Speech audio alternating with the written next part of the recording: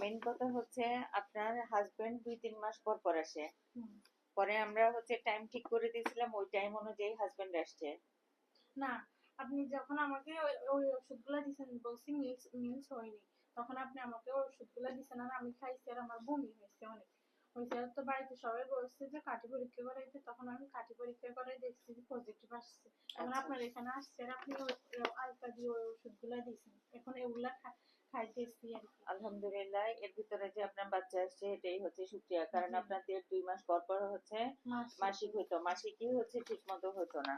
তাহলে এই বাচ্চাটার দিকে বেশি করে নজর দিতে হবে, কারণ আপনার মাসিকে গন্ডগোল, এই ধরনের বাচ্চারা ঘন ঘন নষ্ট হয়ে যেতে চায়। হ্যাঁ, তাহলে আপনাকে হচ্ছে আপনার যে পেশাবের সমস্যা, তারপরে হচ্ছে গায়ে জ্বর জ্বর ভাব, সাদা স্রাব, এগুলির জন্য কিন্তু বাচ্চা নষ্ট হয়ে যেতে পারে। এগুলি কেন হয়? এগুলি ইনফেকশনের জন্য হয়। হ্যাঁ, তো আপনি কি পুকুরের পানি ব্যবহার করেন?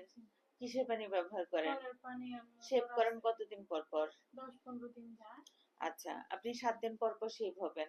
জি। আর 7 দিন পর পর শেভ হবেন, এবং হচ্ছে একটা মেডিসিন দিব, এই মেডিসিনটা দিয়ে নিচের অংশ ধুয়ে ফেলবেন, দিনে 2 বার করে ধুয়ে ফেলবেন। প্রতি